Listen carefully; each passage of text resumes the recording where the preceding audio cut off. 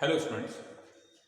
Today we will discuss about the potentiometer, which is a very important topic. देखिए potentiometer है क्या, सबसे पहले हम ये देखते हैं. Potentiometer is a device used to find the potential difference across the ends of a conductor. किसी भी वायर के अक्रॉस दो पॉइंट्स के बीच में पोटेंशियल डिफरेंस नापना है तो हम पोटेंशियोमीटर का इस्तेमाल कर सकते हैं. बहुत ही एक्यूरेट इंस्ट्रूमेंट है. और आपसे पूछा जाए कि भाई पोटेंशियोमीटर ही क्यों, वोल्टमीटर क्यों नहीं? वोल्टमीटर का काम भी तो यही है कि पोटेंशियल डिफरेंस नापे. तो आप कह सकते हैं कि पोटेंशियोमीटर एक सेंसिटिव डिवाइस है जो हमको एक्यूरेसी के साथ रिजल्ट देता है, because it does not draw any kind of current from the cell. जिसका ईएमएफ नापना है उससे ये किसी तरीके का करंट ड्रॉ नहीं करता. लेकिन वोल्टमीटर अगर हम यूज करेंगे तो वो करंट ड्रॉ करता है, इसीलिए उसके पोटेंशियल में कुछ डाउनफॉल भी आ जाता है, वो हमको एग्जैक्ट और एक्यूरेट रीडिंग नहीं दे पाता. देखिए दो एप्लीकेशन है इसके. पहला application to compare the EMF of two cells, और दूसरा application to find the internal resistance of a cell. और दोनों ही काफी हद तक मिलते जुलते हैं, बहुत ज्यादा फर्क दोनों में नहीं है. तो यहां पर पहले हमें देखना है कि what is the principle on which this potentiometer works. So potentiometer works on the principle of potential gradient, means that is V directly proportional to L और V is equals to KL. और यहां से V by L को अगर हम देखें तो ये क्या हो जाता है, इसी K को हम क्या बोल देते हैं, पोटेंशियल ग्रेडियंट.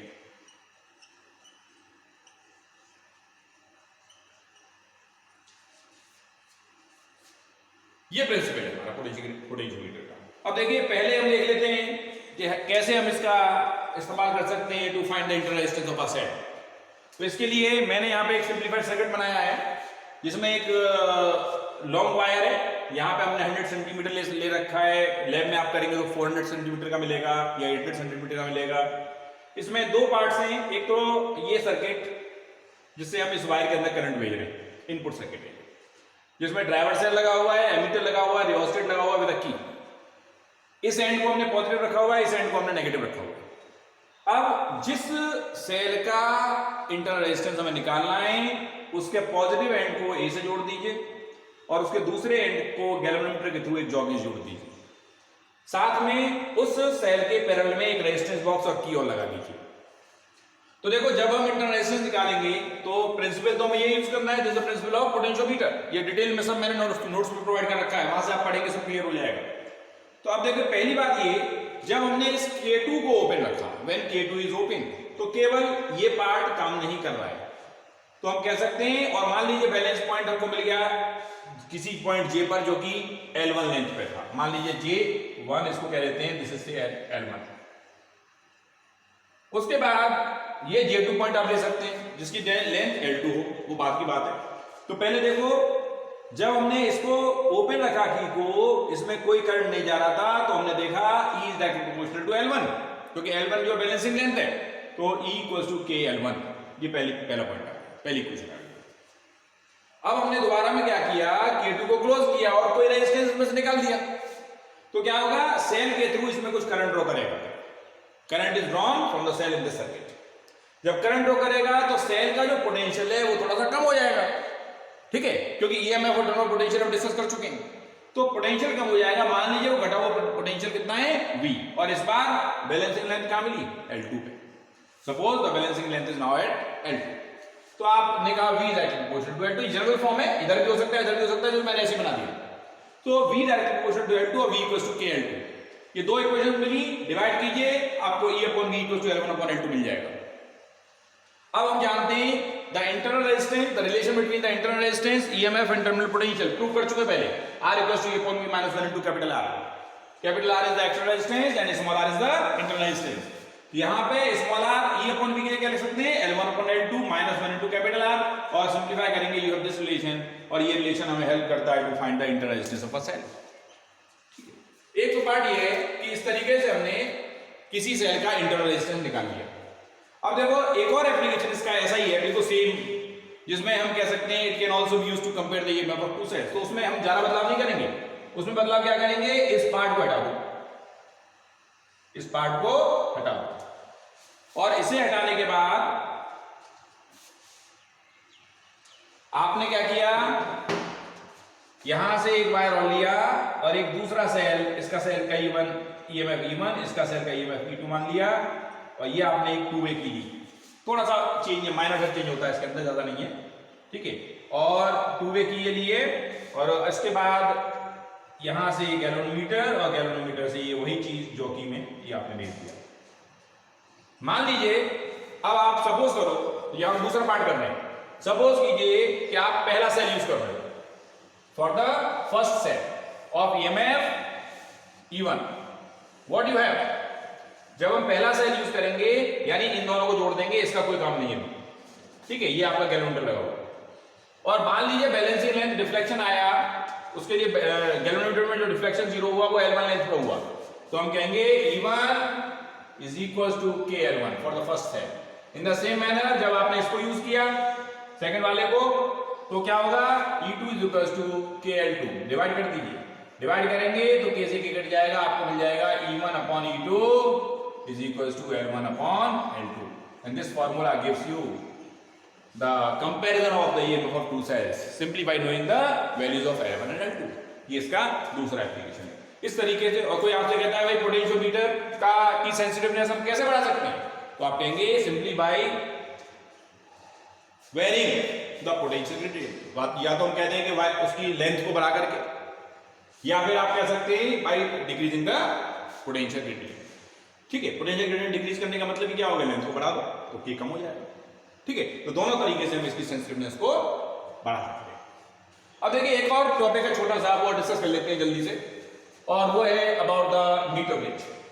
देखिए meter bridge is simply the practical application of the Wheatstone bridge, और उसका इस्तेमाल जो करते हैं हम, वो करते हैं to find the unknown resistance. अगर हमें अननोन रेजिस्टेंस निकालनी है तो मीटर ब्रिज यूज कर सकते हैं। होता क्या है इसके अंदर, बहुत आसान सा सर्किट है, लाइक दिस।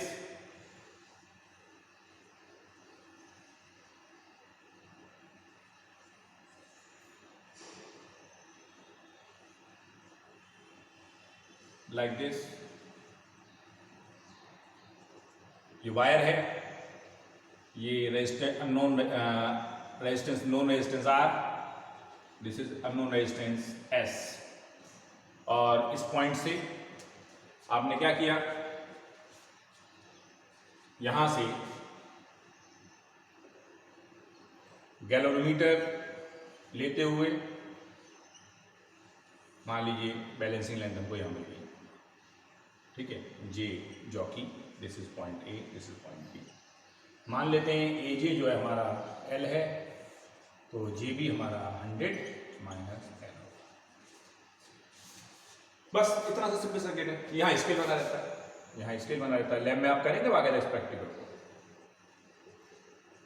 यहाँ लैब है, फिर वो है आपका स्केल है। अब देखो होता क्या है, जब हम इस की को क्लोज करते हैं, ये EMF E है, ड्राइवर सेल है, जिसकी हेल्प से हम सर्किट में करंट भेजने का काम कर रहे हैं। देखिए व्हीटस्टोन ब्रिज का जो प्रिंसिपल होता है, ये हम यूज कर रहे हैं मीटर ब्रिज।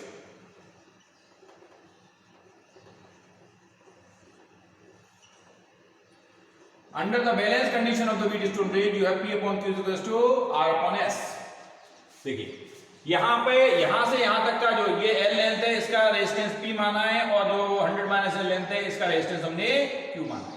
तो और कहा है P upon Q equals to R upon S। अगर गैल्वेनोमीटर में डिफ्लेक्शन 0 होगा, जिस पॉइंट में डिफ्लेक्शन 0 होगा, तो वहां पे ये कंडीशन सेटिस्फाई होनी चाहिए।